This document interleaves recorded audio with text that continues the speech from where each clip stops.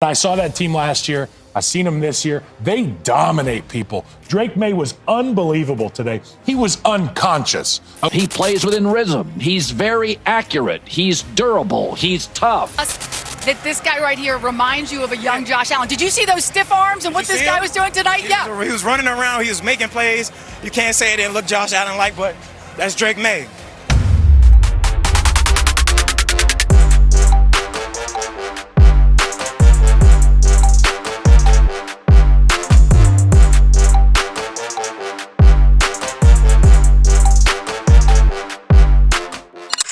The Patriots were supposed to be years away from being competitive. They finished 4-13 in 2024 under rookie head coach Jerod Mayo, the exact same record they posted the year before when Bill Belichick's dynasty finally crumbled.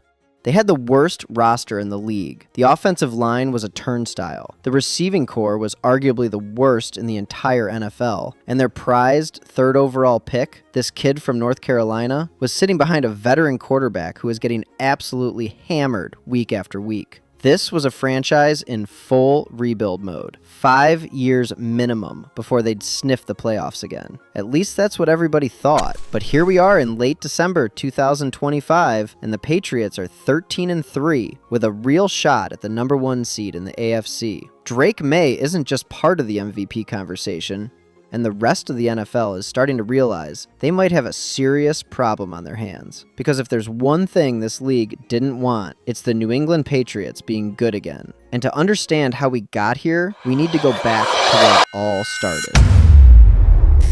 But the thing that sticks out to me, that when you watch Drake Maye play, is he's making the surrounding pieces better.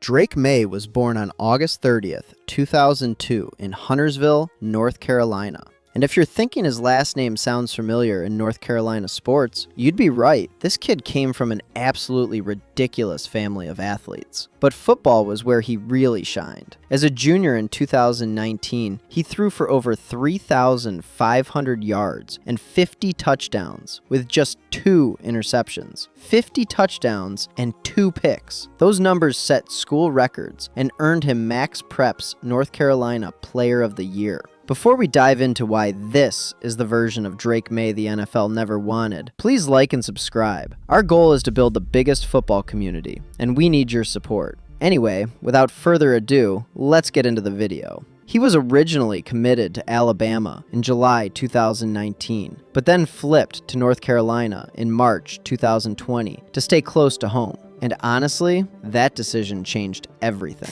That's North Carolina's Drake Maye. He leads the FBS in passing touchdowns with 31.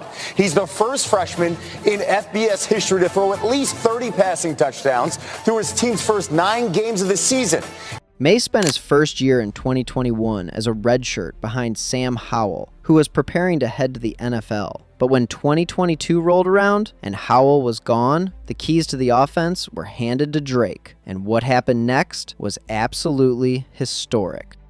In his very first game as the starter against Florida A&M, Maye threw 5 touchdown passes. He became the first UNC quarterback ever to throw 5 touchdowns in his debut. That was just game 1.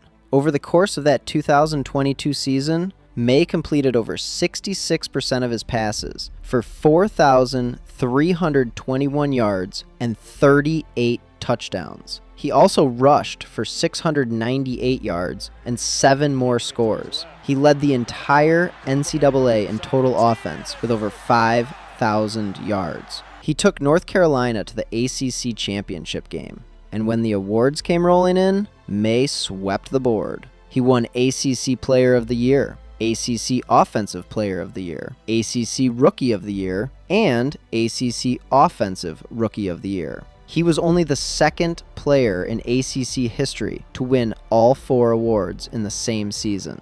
The Heisman hype was building, NFL scouts were drooling, and then things got complicated. North Carolina finished strong at 9-1 in November, but they lost their last 4 games to close out the season. The team fell apart down the stretch, and with it, Maye's Heisman campaign fizzled out. Plus, his offensive coordinator, Phil Longo, left for Wisconsin right after the season ended. There were rumors Maye might enter the transfer portal or declare for the 2023 NFL Draft. Instead, on December 8, 2022, Maye posted on Twitter with a simple message: "Could never leave this place. I'm a Tar Heel." He was coming back for his junior year.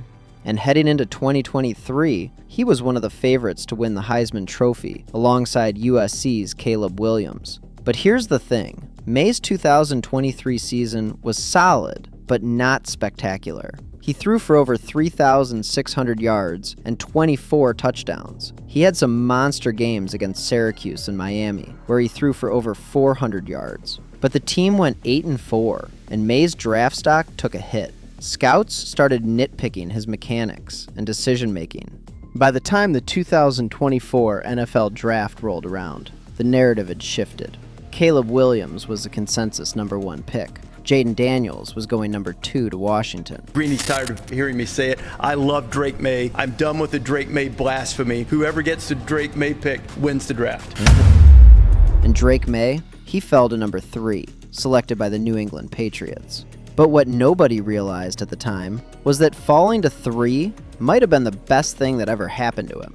The Patriots' 2024 season was an absolute disaster. They hired Jerod Mayo as their new head coach after finally parting ways with Bill Belichick. Mayo was a first-time head coach. The roster was a mess. The offensive line was one of the worst in football. And despite Drake Maye looking impressive in the preseason, Mayo decided to start veteran Jacoby Brissett in Week 1. The reasoning made some sense on paper. The offensive line was so bad that Brissett was getting pressured on 50% of his dropbacks, the highest rate in the entire league. Mayo didn't want to throw his rookie quarterback behind that kind of protection and risk ruining his development. But here's the problem. The Patriots went 1-4 with Brissett under center. The offense couldn't score. Brissett was getting destroyed, and fans were losing their minds watching this kid who looked like a star in August, sitting on the bench while the team fell apart. Finally, in Week 6 against the Houston Texans, Mayo made the switch. Drake Maye was named the starter. What matters is Maye is legit.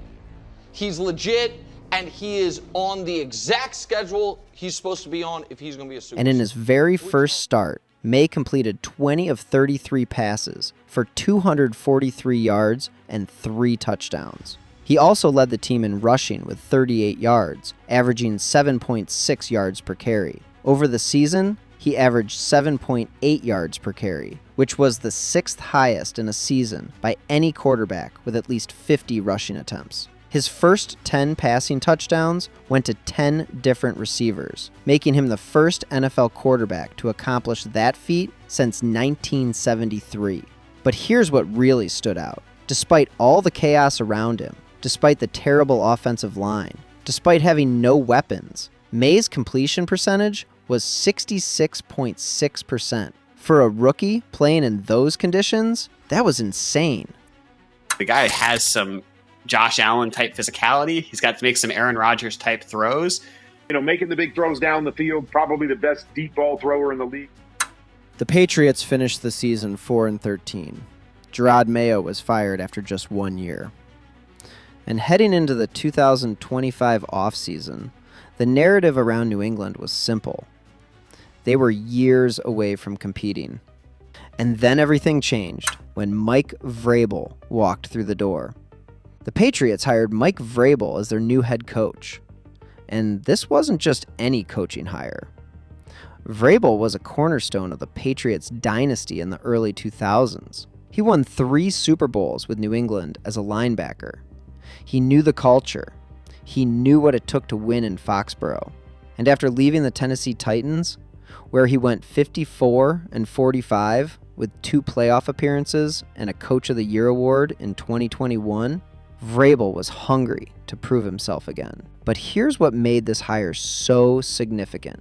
Vrabel then made another massive move. He brought back Josh McDaniels as offensive coordinator. McDaniels, who had been Tom Brady's offensive coordinator during multiple Super Bowl runs, was back in Foxborough, and his first priority was to unlock Drake Maye's full potential. The Patriots opened the 2025 season with a loss to the Raiders, 20-13. It was ugly.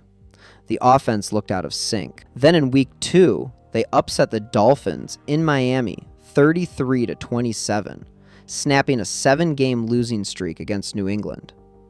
Maye threw for 230 yards and 2 touchdowns with 0 interceptions. In week 3, they lost to the Steelers 21-14 at home, dropping to 1-2. And that's when the switch flipped. The Patriots haven't lost since. They demolished the Panthers 42-13 in week 4. Then they beat the Bills 23-20 in week 5, with Maye leading a game-winning drive that set up a 52-yard field goal with 15 seconds left.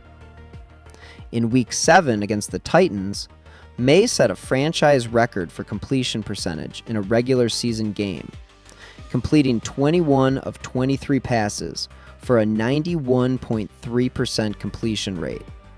That broke Tom Brady's previous record of 88.5%. Let that sink in for a second. A second-year quarterback just broke a completion percentage record held by the greatest quarterback of all time. When we watched Drake Maye and we watched the New England Patriots, you saw a team that really believes they have the guy that can lead them to the promised land, that at some point could be hoisting a Lombardi trophy in his career, making clutch plays in the fourth quarter, the moment not being too big. And I remember being out there in the summer and getting a chance to talk to Josh McDaniels, their offensive coordinator, and he just had a big old smile on his face when he talked about Drake Maye. And it wasn't just the physical tools, but it was also the mental approach, how when they got there, Drake wanted to learn everything about the offense from the foundation. Week after week, Maye kept stacking performances. In week 13 against the Giants on Monday Night Football, he threw for 282 yards and 2 touchdowns, and the crowd at Gillette Stadium started chanting MVP as the Patriots cruised to a 33-15 win. By mid-December, the Patriots were 11-2 and riding a 10-game winning streak. And the numbers Maye was putting up weren't just good, they were historic.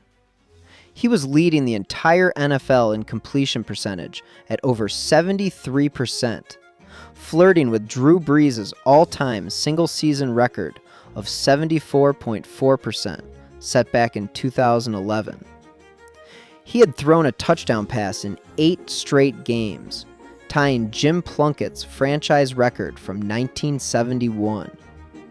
He was the only quarterback in the NFL with over 200 passing yards in every single game. And at just 23 years old, he tied Hall of Famer Dan Marino for the longest streak of games with an 80-plus passer rating in wins for a player under 24 since at least 1950.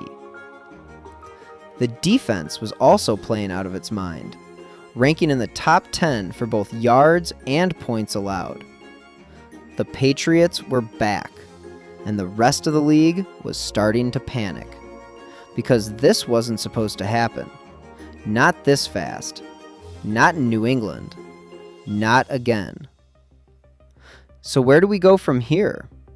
He's neck and neck with Matthew Stafford of the Rams, who has minus 300 odds.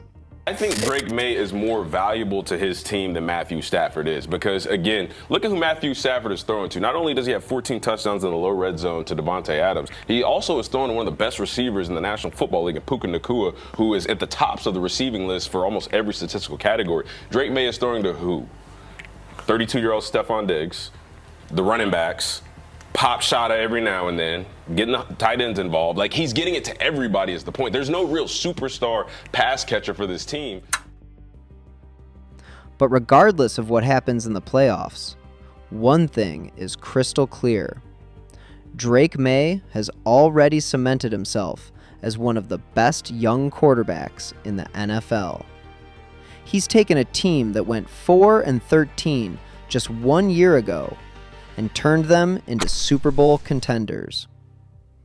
If you enjoyed this video, click that subscribe button and stay tuned for more. And if you want to watch more, click one of the videos in front of you. Until the next video, see ya!